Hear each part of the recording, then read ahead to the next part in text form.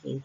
Napansin natin o nasuro din natin kung ano-ano nga ba ang mga katangian ng salitang ginagamit sa pagsusulat ng isang balita. At naririto ang mga iyon. Okay. Una, simple ang mga salita. Okay. So, simple o payak lamang ang ginagamit ng mga salita sa pagsulat ng balita sapagkat nais natin na ito ay maunawaan ng mga mambabasa o tagapakinig. Ikalawa, naiintindihan ito ng lahat. So ito ay may kaugnayan pa rin sa bilang isa na simple ang mga salita ang ginagamit. So, ang layunin pa rin natin na ito ay mas madaling maunawaan ng bawat manonood o tagapakinig ng balita. At hindi sila magkaroon ng ibang interpretasyon dito.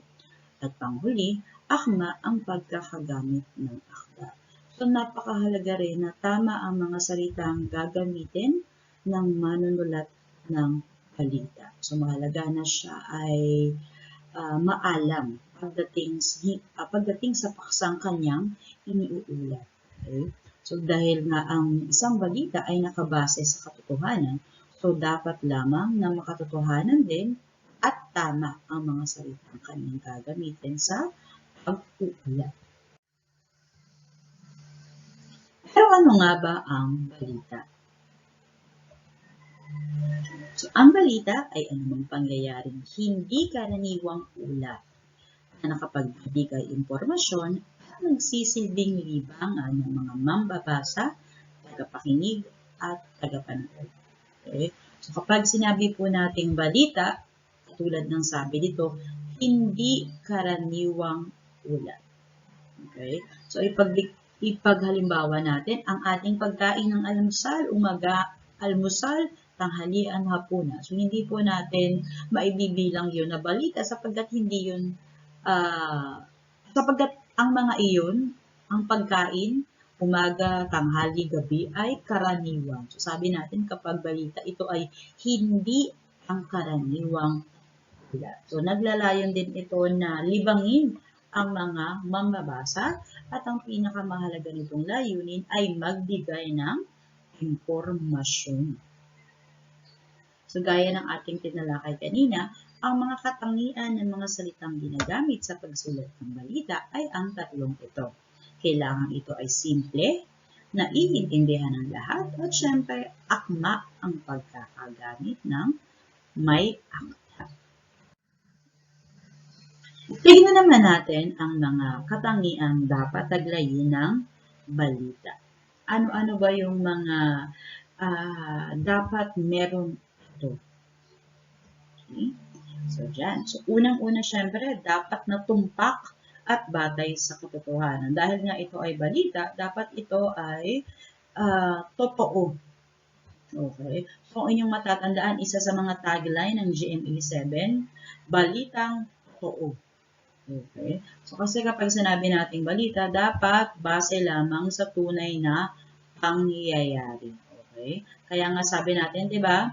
Iba ang chismis sa balita. Susunod bilang 2. Wala itong kinikilingan at tinitiyak na patas ang paglalahad ng mga pangyayari. Okay? So, dapat hindi bias ang isang tagapag-ulat. Dapat ang panig ng magkabilang grupo, halimbawa, ay nailalahad. Okay? Halimbawa, mayroong issue hinggil sa isang tao o sa isang pangyayari, dapat ang panig halimbawa ng inirereklamo at ng nagrereklamo ay pareho nating maririnig. Okay? Bilang 3, malinaw at tiyak na detalye. So ito ay may kaugnayan pa rin dun sa mga katangian ng salita na ating ginagamit. Siyempre, kailangan malinaw at tiyak. Okay? Na may kaugnayan sa bilang 4, hindi dapat maligoy. Okay? So, sabi natin, gaya nga ng sabi natin sa wikang Ingles, do not beat around the bush. Okay? So, dapat direkta. Tuwiran ang mga detalyeng ilalahad sa isang balita. Kailangan din na ito ay maiksi o maikli. Okay? Hindi ito katulad ng nobela na ilang pahina. So, ang balita ay dapat na maikli lamang. Parang hindi magkaroon ng ibang kulay.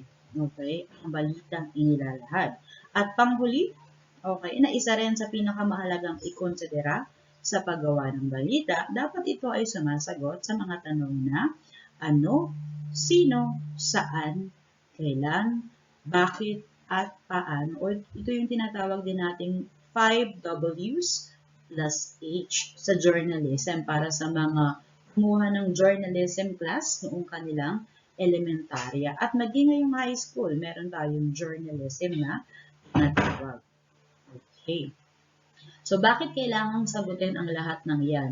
Kasi kung masasagot lahat ng ito, lahat ng tanong na meron tayo sa ating isip ay maibibigay na.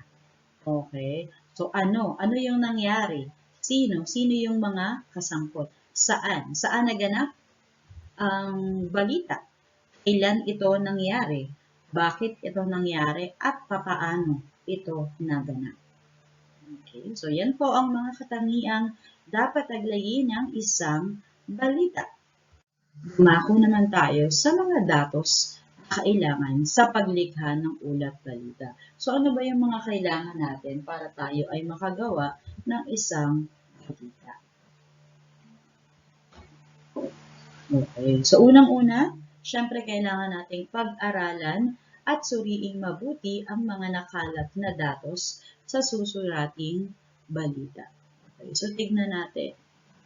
Tama ba yung mga impormasyon na ating nakuha? Okay? So, hindi lahat ng nakuha nating balita ay ating iuulat. So, meron tayong tinatawag na filtering. Okay? Sa wikang Ingles. So, meron tayong mga tinatanggal na hindi mga masyadong mahalagang bahagi ng impormasyon. Pangalawa, suriin ang mga pangyayari na pagtutuunan ng pansin sa pagsulat ng balita. So, mahalaga na magkaroon tayo ng focus doon lamang sa pangyayari na ating pinagtutuunan sa ating balita. Bilang 3. Unahin ang pinakamahalagang pangyayari at isulat ito sa unang talata na tinatawag na patnubay.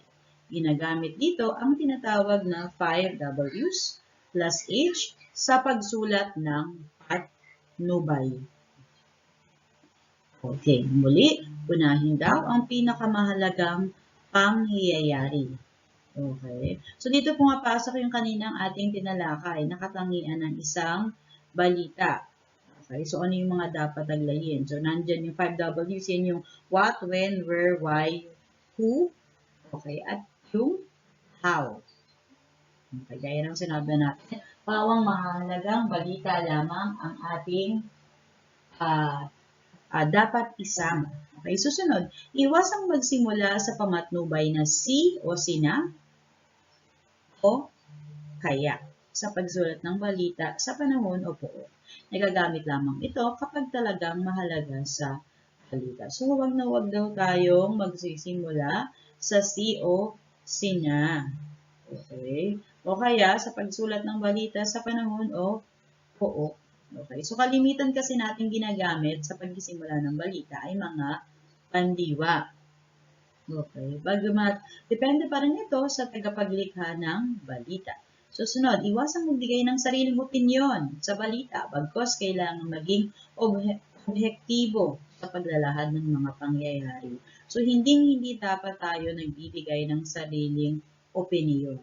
Okay, dahil gaya ng ating tinalakay, kapag ito ay may halo ng opinion, ito ay maitutuwid na rin nating editorial. So, dapat daw tayo ay maging objektibo o objective sa paglalahad ng mga pangyayari. Hindi natin dapat isinasama yung ating personal na damdamin o emosyon. Susunod, gamitin ang baliktad na piramide sa pagsulat ng balita kung saan inuuna ang pinaka-importanteng pangyayari patungo sa di gaanong mahalagang pangyayari. So, ito ay katulad din dito. May kaugnayan din dito.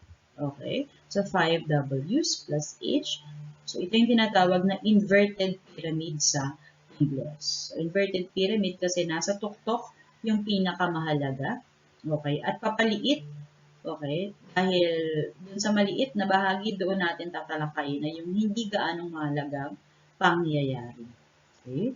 At susunod, isulat agad ang balita pagkatapos masuri ang nakalap na So dahil nga balita siya, dapat ito ay mahalaga. So dapat natin ito agad na isulat upang malaman ito ng mga dapat makaalam ito. Okay? So yan po ang mga datos na kailangan sa paglikha ng isang ulat balita. Okay?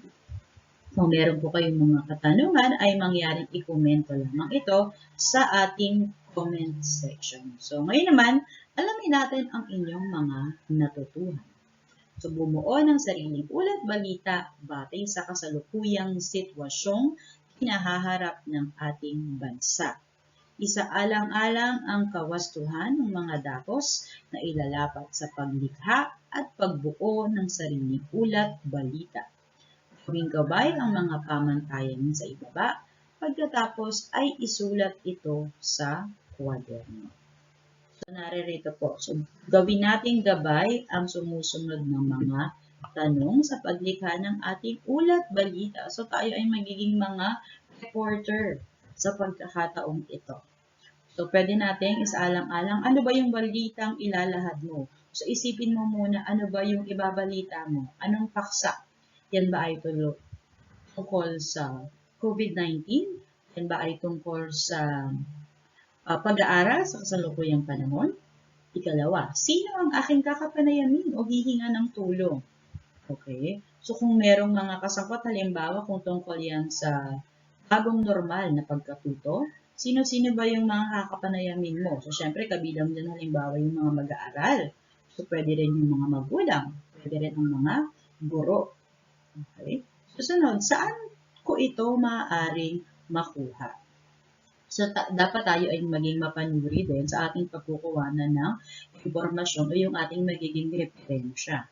Okay? Susunod, kailan ka naman ito ay sasagawa? So, tingnan mo, kailan mo kaya magagawa halimbawa yung panayam dun sa iyong mga hihinga ng tulong. Ano-ano pa kaya ang iba pang mga datos o bagay na aking kakailangan? So, maaring ilista mo muna o iyong isulat kung ano-ano yung mga kakailanganin mong impormasyon. At naririto ang rubrics sa iyong pagsasagawa ng iyong ulat balita. Okay? So, ito yung mga pamantayan na iyong gagamiting gabay sa pagsulat. So, syempre, meron tayong titignan dyan. So, titignan natin ang nilalaman at ang iyong estilo sa pag-uulat. Okay. So, sa nilalaman, ito ba ay may kaayusan at kalinawan? Ikalawa, angkop ba ang paksang ibinigay? At syempre, sa iyong estilo, epektibo at makatotohanan ba ang iyong pag-uulat? Ikalawa, malikhain ba ang iyong ginawang pagbabalita na nakapanghihikayat sa mga tagapakinig o mambabasa?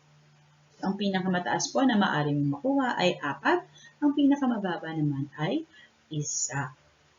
Okay? So, ating tingnan kung gaano ba kayo kahuhusay ng mga tagapag-ulat.